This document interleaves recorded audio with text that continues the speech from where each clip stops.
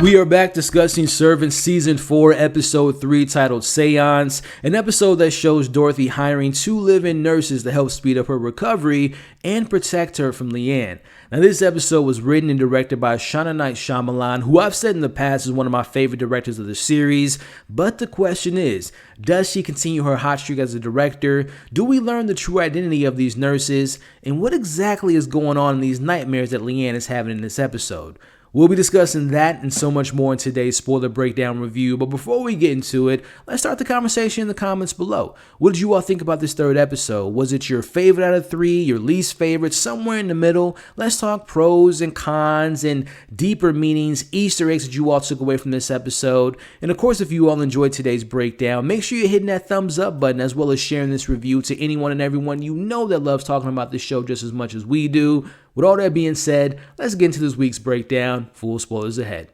We open the episode with Roberta and Beverly, aka Bobby and Bev, aka B&B, giving Sean, Julian, and Leanne their welcome routine, which is hoping to make the Turner's life a breeze and have Dorothy on her feet. Now, I can't be the only one that's thinking this. That was a little bit weird and creepy, right? But immediately you see Ashana's style as a director, as we get these extreme close-ups and the tilting of the camera on Leanne's face, and I love the flair that she brings to her direction and how it plays into the narrative, because as the camera is tilting on Leanne's face, you can look at that as the perspective of Leanne, as though her mindset has been off kilter because these new guests are in the house, and this changes the atmosphere and the dynamic of this home. But more surprises are in store as we're introduced to this new living space for the nurses. We learned that Leanne was meant to live here at one point, but there was a change of plans once she had to take care of the baby more. But we'll discuss this later. Something definitely happened in this space at one point in time involving Dorothy and Julian's mother.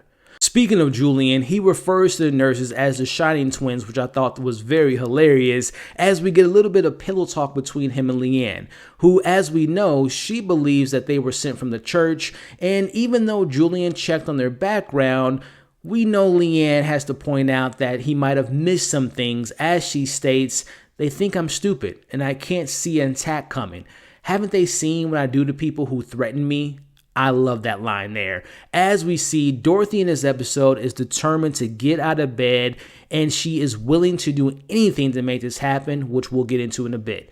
But let's discuss this brief moment here with Leanne and this dark black crow and these visions and these nightmares, as it seems to be pointing us towards the future as we get this snow-like substance, or as I would imagine is probably ash from a fire. We're going to get back to that scene a little bit here, but we see Leanne wakes up from this nightmare and has this sense of urgency and almost this sense of fear of herself, or more or less what's inside of her and what she's capable of, as she starts to notice the nurses' new touches around the house in an attempt to cleanse this house of all the negative energy. Continue to see Bev and Bobby one by one attempting to make their presence felt in this home, and they start off with Julian, who they offer him a book that can help with organization, and they let Honey Pie know that things are changing. Meanwhile, Leanne finds another one of their items of influence, but this time it's found in Jericho's bed in the form of a stuffed animal labeled "From Auntie, Bobby, and Bev," as Leanne throws it in the trash. It's important to remember that things are on thin ice right now with Leanne's patience, especially in this season. Now, I have to admit, while my sympathy for Dorothy has weighed extremely thin, this scene with her describing how it feels and how she feels hopeless when she's hearing Jericho crying in the other room, and there's really nothing she can do about it, and that being really the main reason why she wants to get back and start walking again, really kind of played at my heartstrings. How did you all feel about that? But it's also important to know that she mentions that it's been 4 months she fell in last season's finale. But a little bit more in this scene here, I think subconsciously this is her way of kind of making up what really happened to Jericho when he passed, knowing that he was probably crying for hours in that hot car and Dorothy wasn't there to help him. Let me know what you all think about that. Getting back to Bobby and Bev's gifts, Sean is given a love language book as he reads between the lines of his lack of communication with his wife as he begins to get motivated to do the best thing he's known for, which is cooking. Going back to my early comment on something bad happening in that new living space of the nurses, we see Julian is told by Sean to put their Amazon orders downstairs, but first, we get this somewhat offbeat scene with Leanne seeing her new bed sheets, organized clothes and closet, and a book titled Social Skills for Teens, and post-it notes all over the room, leaving Leanne more upset. Now, to me, this is where some of my criticism lies.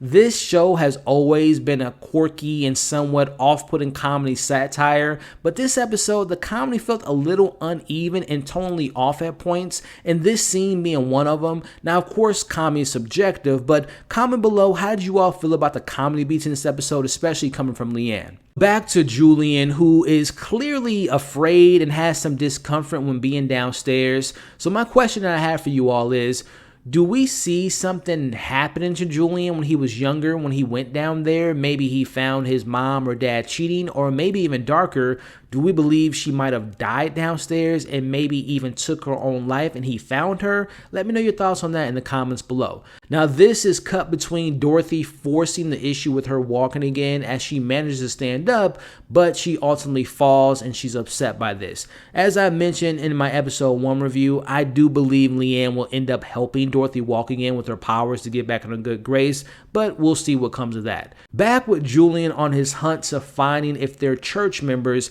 he finds this very mysterious box, and we know when it comes to boxes in this show that it tends to be a bad box associated with the saints. We see Julian open this mysterious box, and I don't think none of us saw this coming because what we find in this box is, wait for it, that's right, sex toys. There are sex toys filled in this box, and the question I want to ask for you all is, do we believe these sex toys belong to Bobby or Beverly?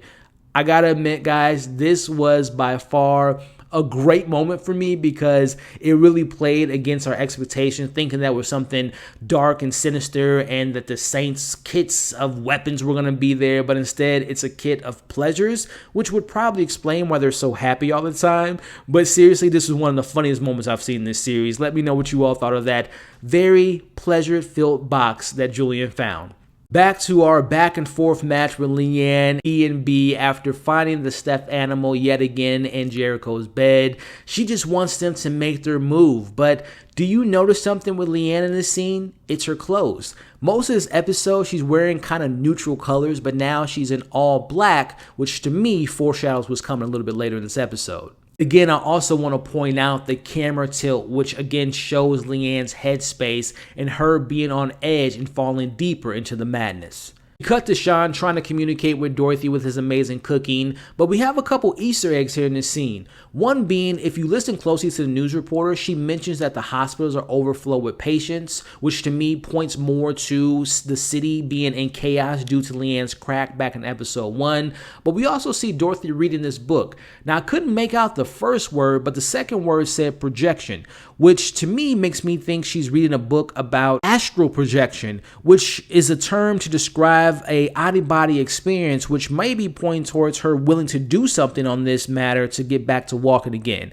But we go back to Bev and Bobby filling Sean in on Dorothy's setback, and they also let him know about Leanne's distrust in them, and Julian is struggling with something. So their question is, what is going on in this house? And it's time for some honesty. Now, we know when it comes to honesty in the Turner's house, that's just a word that doesn't exist in this household, as Sean somewhat opens up a little bit, and he believes his family doesn't know how to cope well with loss, especially with loss in this house. This is very key. He goes on to say Dorothy and Julian's mom, for example, and he stops.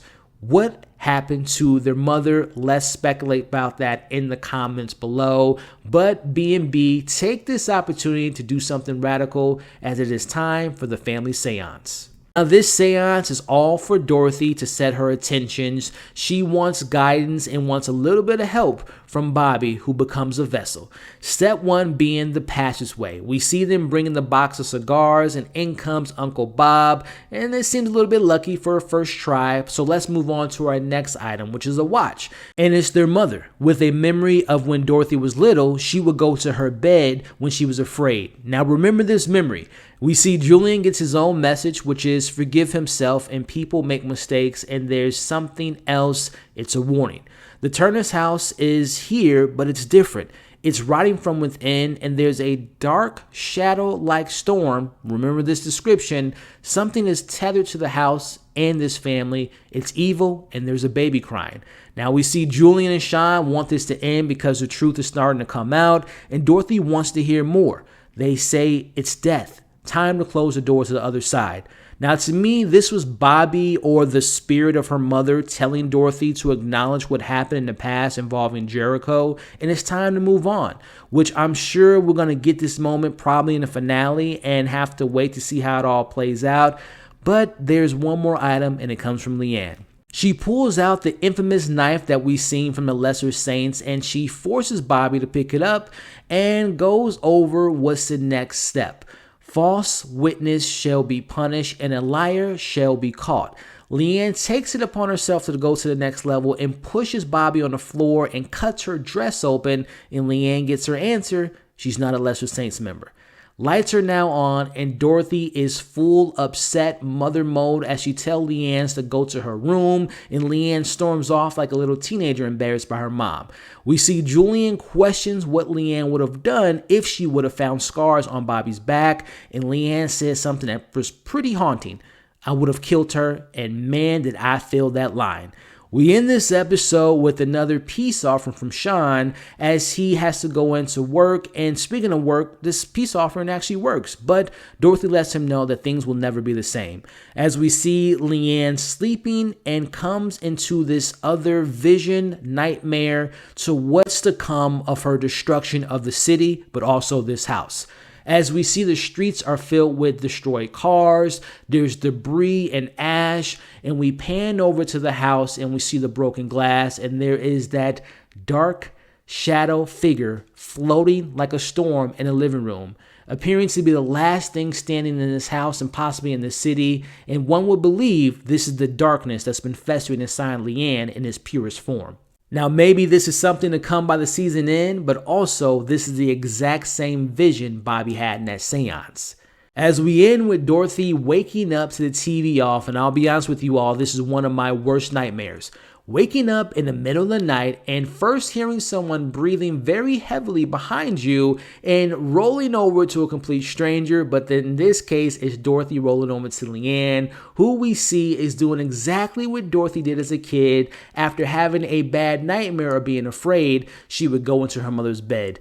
The end. Now, my overall thoughts on this episode is this was excellently executed from a directional perspective, from the off-tilt camera movements to the extreme close-ups and the high production value. I will say it once again, Ashana Night Shyamalan is a fantastic director, and she was my MVP of this episode. But getting into my criticisms, I do have some concerns right now how this show is going to be handling the unanswered questions that dates back all to season 1.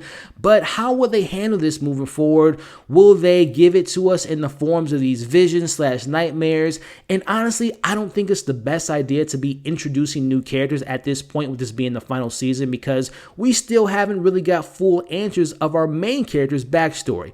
But getting back into the positives, I will say that we do get one of those questions answered from this season alone, which is B&B part of the Lesser Saints? Well, at least Bobby's in the clear for now. The verdict's still out for Bev, but I also think that they kind of represent this reflection of light to fight against Leanne's evil and darkness, but the question is, how long will this last?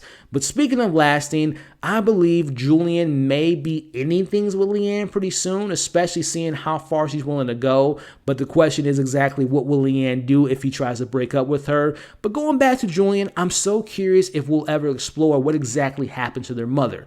But overall, to me, this was the best episode out of 3 so far. But enough of my thoughts. Share yours in the comments. From what do you all think about those nightmares shown in this episode, and if that's foreshadowing for future episodes. Share any Easter eggs, theories, and predictions you all have in the comments below. Now, next week's review might be delayed by a day or so, but also I want to remind you all to join us every single Sunday as we have our live watch parties starting at 7:45 p.m. Central Time for the new hit show, The Last of Us. You all have been awesome. Hope you're staying safe. If you enjoyed today's review, make sure you all are hitting that thumbs up. Make sure you're sharing the review. And of course, if you have a good time and if you want to be a part of this community, make sure to subscribe to the channel and hit that notification bell. As you can see on the screen now, check out my previous reviews for this series. Check out my most recent review, and we'll catch you all on the next breakdown.